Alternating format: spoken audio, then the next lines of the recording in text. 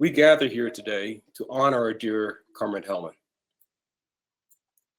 I too wish to paraphrase Trotsky's beautiful appreciation of his son Leon Sadov, as Sheila did, that Helen was our comrade, friend, and fighter. She was an indefatigable fighter for the working class and socialism, as other comrades have already pointed out. She had an enormous impact on everyone she worked with, and the tens and thousands of workers and youth she spoke to over the last 50 years in the building of an international party based on Trotskyism. Millions will come to know her name in the future. Helen was an extraordinary comrade and friend who will be deeply missed. As other comrades have pointed out, she was selfless, highly intelligent, courageous, and deeply principled.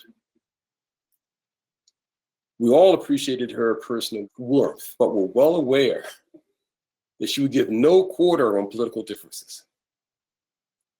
Helen's personality and her political knowledge and determination had a major impact on all of our lives. Those of us who saw and worked with her almost daily up to the end of her life find it hard to accept that she's no longer with us. This heartfelt memorial expresses both an outpouring of love and our admiration. She represented the imperishable human continuity in the historical struggle for Trotskyism against all forms of Stalinism, Pavlovism, and revisionism, always distinguishing herself from those who abandoned genuinely revolutionary policies and the revolutionary role of the working class. She often concluded her remarks emphasizing that the task of the full material and spiritual liberation of the working class is the task of the working class itself. That's one of her favorite lines. Helen exemplified the high level of intellectual, culture, and human material that was attracted to our party.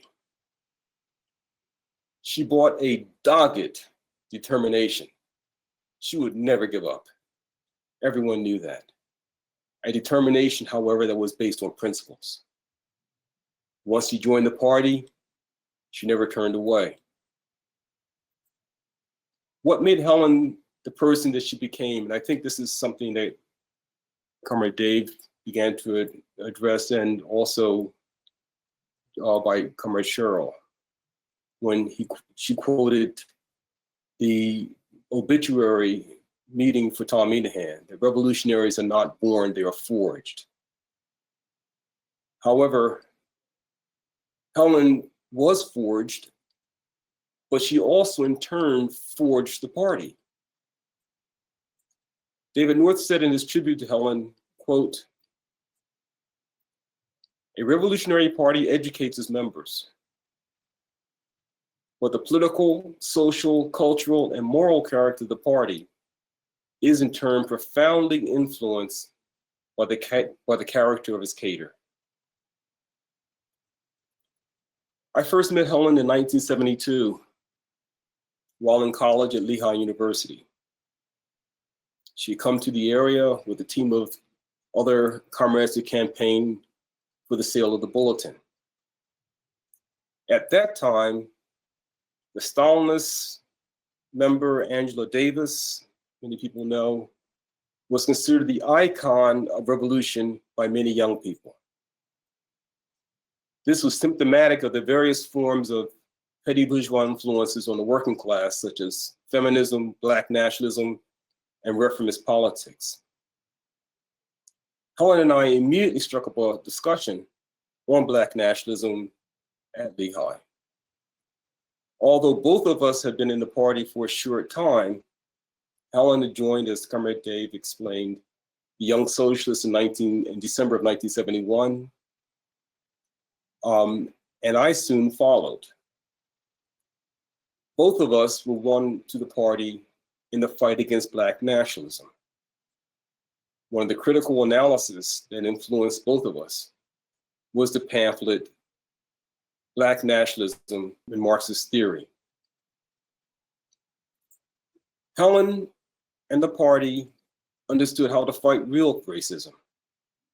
We knew and understood that racism was a product of capitalism.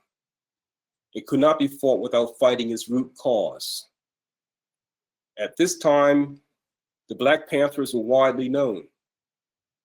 Most of us knew people who were in the Panthers. They had many courageous fighters.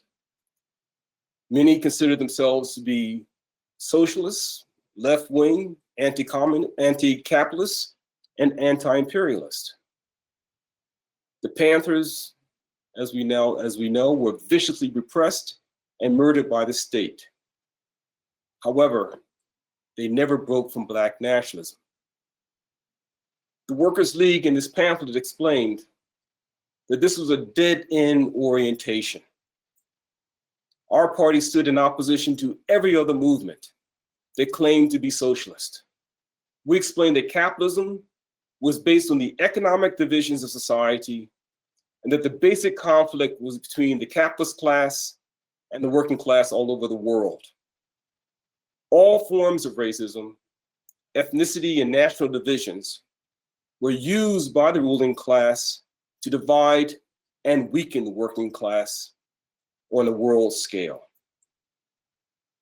We predicted that those who based their perspective on race, no matter the anti-capitalist rhetoric they may use, would end up in the camp of the ruling elites.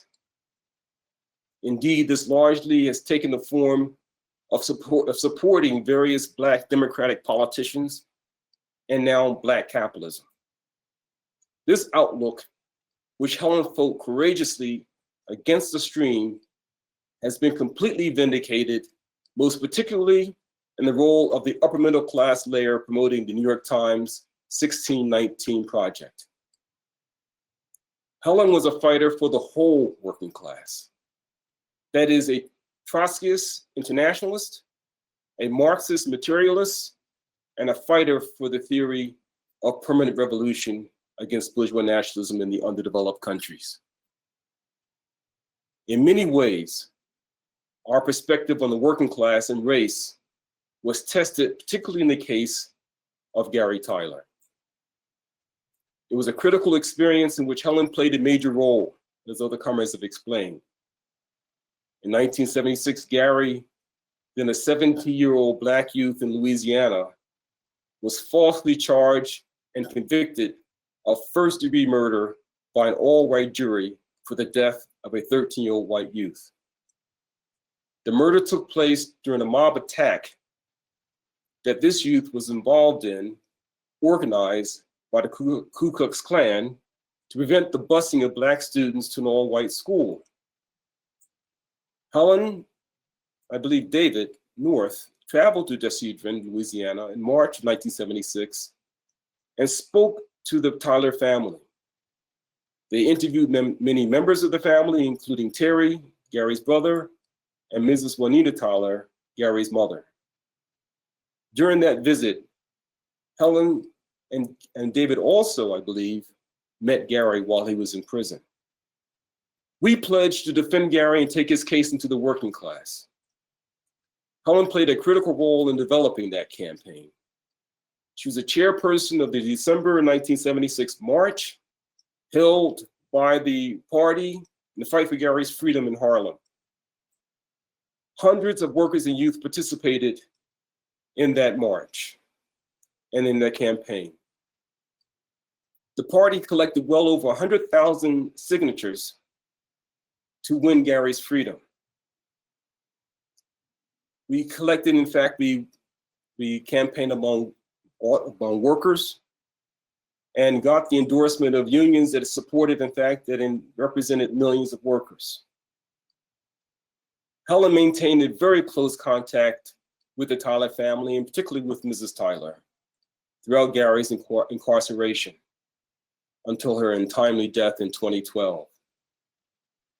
you will see Helen's obituary for Mrs. Tyler that was published by the WSWS in 2013.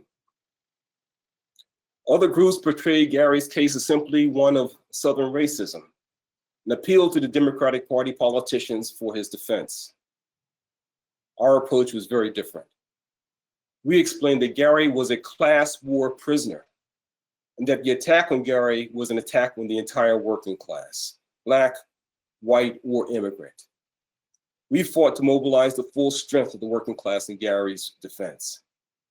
And for that reason, we won an enormous response in the working class. This past July, Helen and many other members of the party had the opportunity to see Gary when he visited Detroit, which is the first time we were able to see him since he won his freedom. It was a wonderful reunion.